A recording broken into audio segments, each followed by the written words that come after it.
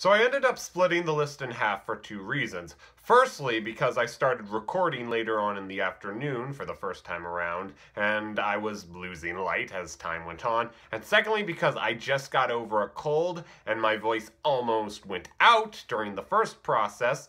But that being aside, when last we left off, we were discussing my favorite Disney movie of the year, Moana. I bring this up because it leads to a small point I make about my number 5 pick, which, by the way, let's talk about that.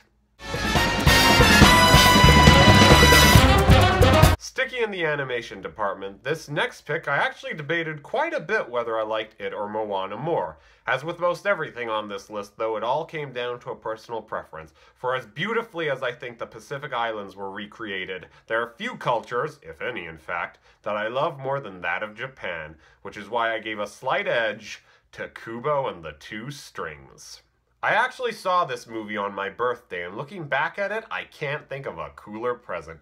Kubo and the Two Strings is so rich in folklore and mythos, and the way it's brought to screen with Laika's stop-motion techniques really made me feel like I was watching a full-motion Japanese picture scroll. It was beautiful. The film is also, and this very much works in its advantage, a very simple premise weighed down by very heavy stakes, and to me personally, I think that makes the adventure seem all the more grand in the end. It may be an exaggeration to say it, but I do honestly believe that this could be one of my new favorite animated films. I left it feeling that happy and that proud of it that I would not be ashamed to put it on that list.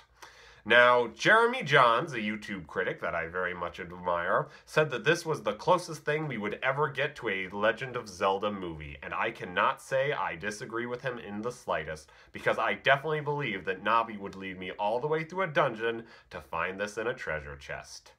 Ba-da-dum!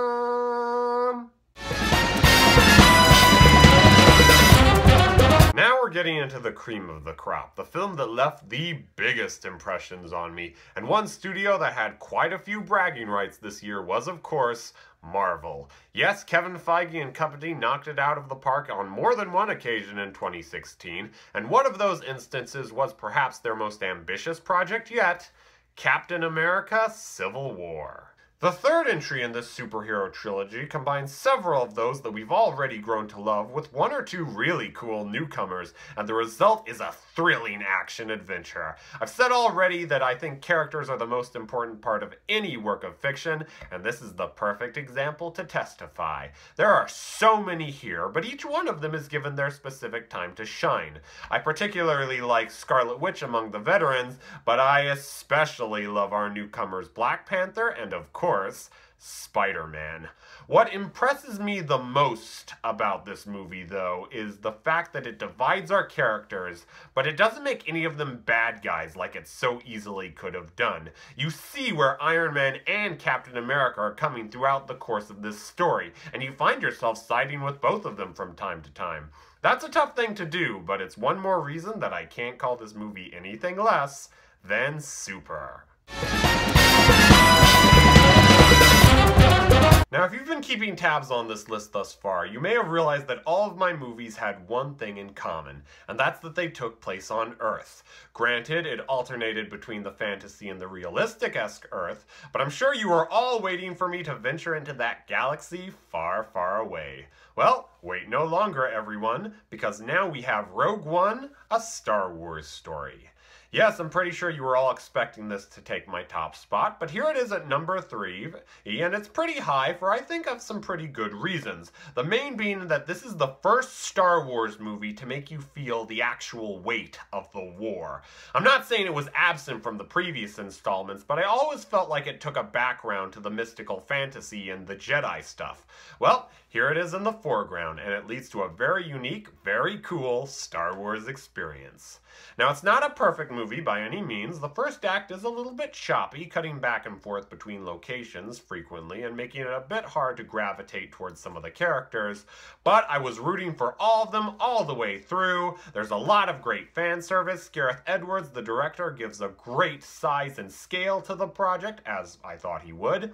And above all else, it has changed the way I will look at the original Star Wars movie forever. It may not have been my favorite, but you can't argue that the Force was definitely strong with this one. For the runner-up, we take one more dip into comic book movie territory. Yes, the title character here is one who has fascinated me for many years beforehand, and now with his film adaptation, he has taken the spot as my favorite Marvel superhero, Doctor Strange. I honestly love this movie so much, I went to Amazon shortly after and bought the Marvel Masterworks of the first couple of issues, and funny enough, they made me like the movie even more. I think this really captured the character's essence well. It's so surreal, but you know what? I love surreal. I love this bizarre imagery. I love these unique fight sequences. And as I've gone on quite a bit already, I loved our main character here. Cumberbatch absolutely killed it as Stephen Strange, as I thought he would, and his performance carries the film on his shoulders all the way through. Honestly, I kind of wish they spent a little bit more time developing him before he became Sorcerer Supreme, but that is a nitpick at best. Everything in this film is psychedelic in the best way possible, and it takes the title of my favorite comic book movie in 2016.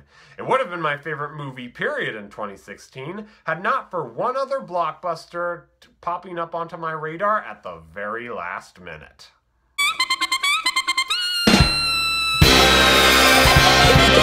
And now we've come to my favorite movie of the year, one that has probably left a lot of you very confused by the buildup.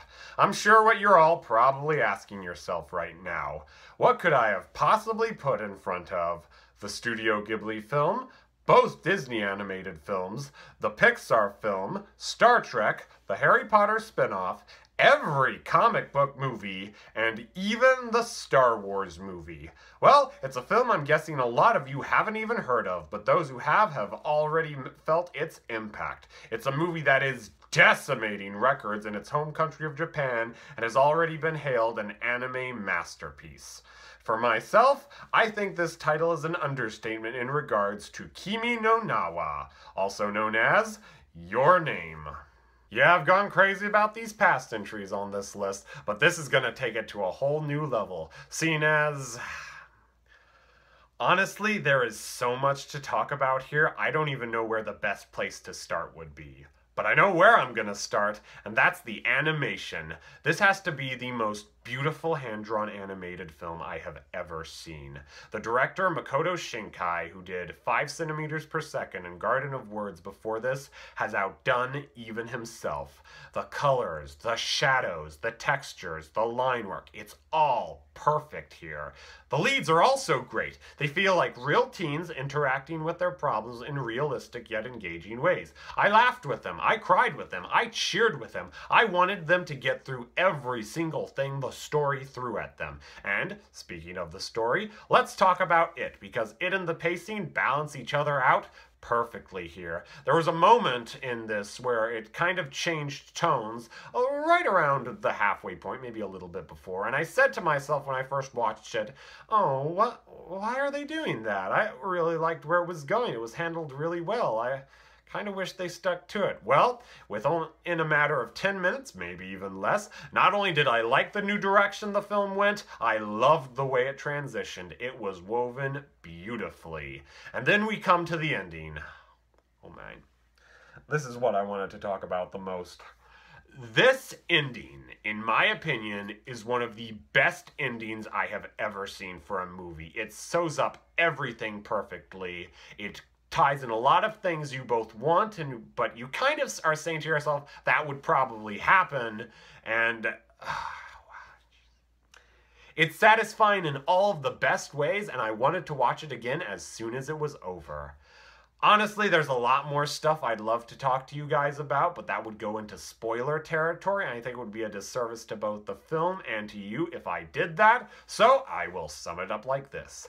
I loved everything about this movie. It did not just reach my expectations, it exceeded them. The artistry, the story, the pacing, the direction, the ending. For all these reasons and more, if I even needed more, Your Name is my favorite movie of the year. So those are my top 10 films of 2016. I feel like I got quite an interesting bunch this year, but I'm wanting to hear from all of you guys. I know some of these picks are going to show up on a couple of top 10 lists if they haven't already, but maybe you're more interested in talking about some of my more out there picks that I included. Whatever the case, feel free to let me know below. I also wanted to thank everyone for not only watching this video, but also to those who have liked my Facebook page thus far. It means a lot to me to see all the support on the page, even when its content has been lacking as of late, so to speak. But I'm really hoping to change that in 2017, starting with a video similar to this one that looks ahead as opposed to back. Well, anyway, guys, that's all the time I have for you now, but I'm very much excited for the ride, and until next time, see ya, Space Cowboys!